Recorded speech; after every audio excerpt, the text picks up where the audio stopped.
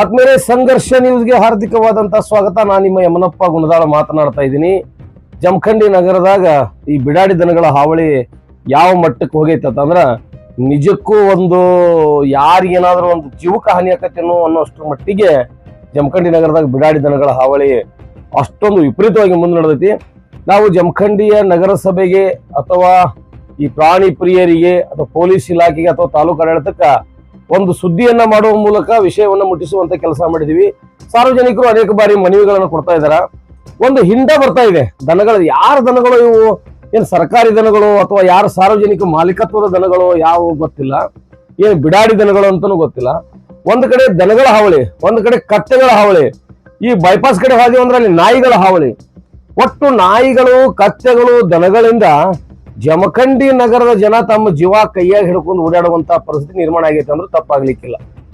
ಯಾಕಂತಂದ್ರ ನೀವು ಬೆಳಗ್ಗೆ ಎದ್ದ ತಕ್ಷಣ ನೋಡ್ಬೇಕು ಈ ರಸ್ತೆಗಳ ಏನು ಹೈವೇಗಳದ ನಮ್ಮ ಜಮಖಂಡಿ. ಈಗ ನಾವು ಜಮಖಂಡಿ ನಗರದ ಟಿಪ್ಪು ಸುಲ್ತಾನ್ ರಸ್ತೆ ಮತ್ತೆ ಅಲ್ಲಿಂದ ನೇರವಾಗಿ ಬಸವೇಶ್ವರ ಸರ್ಕಲ್, ಶಿವಾಜಿ ಸರ್ಕಲ್ ಮತ್ತು ಏನು ಕುಂಚನೂರು ರಸ್ತೆಯಲ್ಲಿ ಬರ್ತಕ್ಕಂಥ ಶಾಂತಿನಗರ್ ಹಿಡ್ಕೊಂಡು ಅಪ್ ಟು ಹನುಮಾನ್ ನಗರ್ ವರೆಗೂ ಕೂಡ ಈ ದನಗಳು ವಿಪರೀತವಾದಂತಹ ದಾಳಿಗಳನ್ನ ಮಾಡ್ತಾ ಇದ್ದಾವೆ.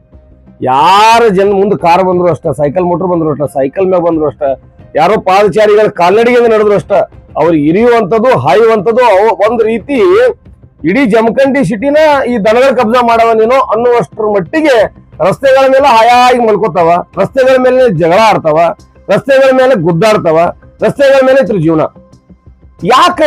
ಯಾಕಿಷ್ಟ ಏನು ನಮ್ಮ ತಾಲೂಕು ಆಡಳಿತ ನಿಷ್ಕಾಳಜಿ ಮಾಡ್ತಾ ಇದೆ ಅನ್ನೋದು ಗೊತ್ತಾಗ್ತಾ ಇಲ್ಲ. ಯಾರಾದ್ರೂ ಜೀವ ಪ್ರಾಣ ಹೋದ್ರೆ ನಾವು ನೀವು ಕ್ರಮ ತೆಗೆದುಕೊಳ್ಳೋರ ಹೆಂಗೇನು ತಿಳಿವಲ್ದು ನನಗಿದು. ಯಾಕಂತಂದ್ರ ಒಂದ್ ಕಡೆ ಗೋಶಾಲೆಗಳನ್ನು ನಿರ್ಮಾಣ ಮಾಡ್ತೇವೆ ತಿಳ್ಕಿಸಿಂದ ನೀವು ಗೋಶಾಲೆ ಅವರು ಎಲ್ಲಾ ಕಡೆ ಪ್ರಚಾರ ಮಾಡ್ಕೊಂಡು ಅದಕ್ಕೆ ಸಾಕಷ್ಟು ದಾನಿಗಳು ಏನೆಲ್ಲ ದಾನ ಧರ್ಮ ಎಲ್ಲವನ್ನ ಮಾಡ್ತಾರ. ಇನ್ನೊಂದು ಕಡೆ ನಾವು ಗೋಮಾತೆಯ ರಕ್ಷಕರು, ನಾವು ಆಕಳನ್ನ ರಕ್ಷಣೆ ಮಾಡ್ತೀವಿ, ಏನು ಆ ಮಾಂಸ ಈ ಮಾಂಸ ದನದ ಮಾಂಸ ಅಂತ ಹೇಳ್ಕೊಂಡ ಅದ್ರ ಮೇಲೆ ಬಿಟ್ಟಿ ಪ್ರಚಾರ ಪಡೆಯುವಂತ ಈ ಗೋ ರಕ್ಷಕರು ಒಂದ್ ಕಡೆ. ಅಲ್ಲಿ ರಸ್ತೆಗಳ ಮೇಲೆನೆ ಪಾಪ ಎಲ್ಲ ದನಗಳಿಗೆ ಆಕ್ಸಿಡೆಂಟ್ ಆಗಿ ಅವು ಕಾಲು ಮುರಿತಾವ, ಮನುಷ್ಯರ ಕೈ ಕಾಲು ಮುರಿತಾವ, ಗಾಡಿಗಳು ಡ್ಯಾಮೇಜ್ ಆಗ್ತಾವ. ಇನ್ನೊಂದು ಕಡೆ ಹತ್ರ ಸೂಕ್ಷ್ಮವಾಗಿ ಆಕಳಗಳನ್ನ ನೋಡಿದ್ರೆ ಅವಕ್ಕೆ ಯಾವುದೋ ಒಂದು ರೀತಿ ರೋಗ ತಗಲಿರಂಗ, ಮೈ ತುಂಬಾ ಗುಳ್ಳೆಗಳು, ಆ ಮೂಗಿನ ತುಂಬಾ ಸಿಂಬಳ, ಒಂದ್ ರೀತಿ ಬಾಯಲ್ಲಿ ಬುರುಗ, ಈ ರೀತಿ ಅವಕ್ಕೆ ಅವೇನೋ ಅನಾರೋಗ್ಯ ಪೀಡಿತ ಆಗ್ಯಾವೇನೋ ಅನ್ನುವಷ್ಟರ ಮಟ್ಟಿಗೆ ಅವುಗಳ ಒಂದು ಹೀನಾಯ ಸ್ಥಿತಿ. ದನಗಳಿಗೆ ಬುದ್ಧಿ ಐತ್ಯಾ? ದನಗಳಿಗೆ ಬುದ್ಧಿ ಇಲ್ಲ. ಬುದ್ಧಿ ಇರೋ ಮನುಷ್ಯನ ದನಗಳನ್ನ ನಿಯಂತ್ರಕ್ಕೆ ತರವಲ್ಲ.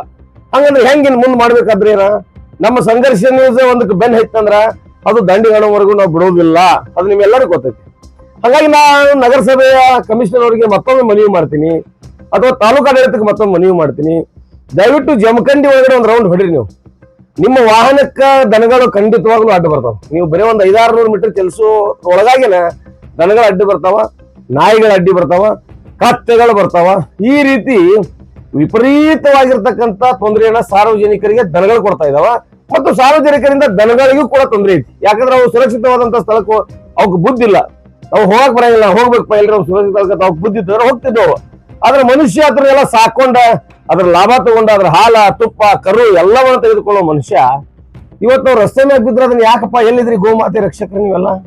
ನಾವು ಗೋಮಾತೆ ರಕ್ಷಣೆ ಮಾಡ್ತೀವಿ, ಆಕಳ ರಕ್ಷಣೆ ಮಾಡ್ತಾನೆ ಅಂತೇಳಿ ದೊಡ್ಡ ದೊಡ್ಡ ಬಿಲ್ಡಪ್ ಕೊಟ್ಟ ಕಿಸಿಂದ ಇಡೀ ಏನ ಯಾವ್ಯಾವ ಟ್ರಕ್ ಗಳನ್ನ ಎಲ್ಲ ಅವ್ರನ್ನ ಅಟ್ಯಾಕ್ ಮಾಡಿ ಹಿಡಿದು ಏನು ದೊಡ್ಡ ಬಿಲ್ಡಪ್ ತಗೊಳ್ಳುವಂತ ಬಿಲ್ಡಪ್ ರಾಜ್ಯಗಳು ದನಗಳಿಗೆ ರಸ್ತೆ ಮೇಲೆ ಮಲ್ಕೊಳಕತ್ತಾವ. ತಂಡಿ, ಮಳೆ, ಗಾಳಿ, ಸೈಕಲ್ ಮೋಟರ್ ವಾಹನಗಳು.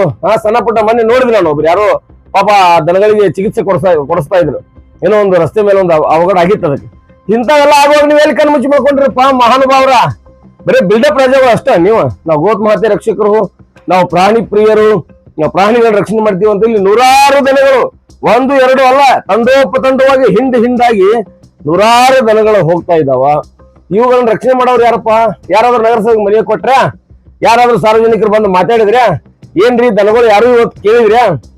ನಾ ಪದೇ ಪೊಲೀಸ್ ಇಲಾಖೆಯವರಿಗೂ ಮನವಿ ಮಾಡ್ತಾ ಇದ್ದೀನಿ, ನಗರಸಭೆಯವರಿಗೂ ಮನವಿ ಮಾಡ್ತಾ ಇದ್ದೀನಿ, ಸಾರ್ವಜನಿಕರಿಗೂ ಹೇಳ್ತಾ ಇದ್ದೀನಿ. ನನಗೆ ಸಾಕಷ್ಟು ಜನ ಸಾರ್ವಜನಿಕರು ಫೋನು ಕೂಡ ಮಾಡಿದ್ರು. ಇಲ್ರಿ ಬಹಳ ತೊಂದರೆ ಐತಿ, ನಮ್ಮ ಸದಾನಂದ ಕಾಲನಿ, ದಾನಮದೇವಿ ಗುಡಿ ಬಡಾವಣೆ, ಈ ಶಾಂತಿನಗರ ಈ ಕಡೆ ಹೋಗೋದು ದೊಡ್ಡ ಮುಷ್ಕಿಲ್ ಆಗಿಬಿಟ್ಟದ್ರಿ.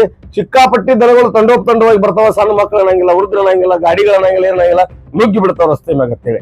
ಮತ್ತೆ ಇಂಥ ಎಲ್ಲ ಪರಿಸ್ಥಿತಿ ಆಗುತ್ತಿರುವಾಗ ನಮ್ಮ ತಾಲೂಕು ಆಡಳಿತ ಜನರನ್ನ ರಕ್ಷಣೆ ಮಾಡುವಂಥದ್ದು, ಪ್ರಾಣಿಗಳ ಪ್ರಾಣವನ್ನು ರಕ್ಷಣೆ ಮಾಡುವಂತ ತಾಲೂಕು ಆಡಳಿತ ಏನ್ ಮಾಡಕತ್ತೈತಿ ಅನ್ನೋದು ನಂದು ಯಕ್ಷ ಪ್ರಶ್ನೆ ಆಗೈತಿ. ಹಾಗಾಗಿ ಆದಷ್ಟು ಬೇಗ ಇದು ಕಡಿವಾಣ ಹಾಕಬೇಕು. ಯಾಕಂದ್ರೆ ಬಹಳ ಸಾರ್ವಜನಿಕ ತೊಂದರೆ ಐತಿ.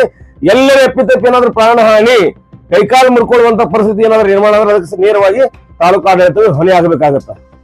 ನೇರವಾಗಿ ನೀವು ಹೊಣೆ ಆಗ್ತೀರಿ. ಯಾಕಂದ್ರೆ ನಾವು ಸಾಕಷ್ಟು ಬಾರಿ ಈಗ ನಾನು ಮಾಡ್ತಿರುವಂತದ್ದು 2-3ನೇ ವಿಡಿಯೋ ಇದು.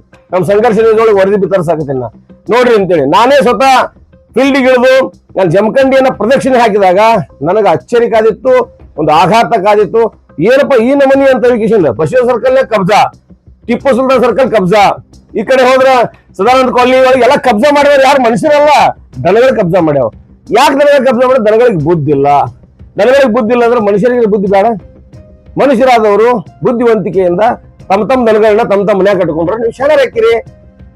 ಮತ್ತೆ ನೀವು ಅದನ್ನ ರಸ್ತೆಗೆ ಬಿಡೋದು ಅದ್ರದ ಲಾಭ ಮಾತ್ರ ನಮ್ಗೆ ಬೇಕಂದ್ರೆ ನಿಮ್ಯಾಗ ತಾಲೂಕು ಆಡಳಿತ ಕಾನೂನು ರೀತಿ ಕ್ರಮ ಜರುಗಿಸ್ಬೇಕಾಕೈತಿ.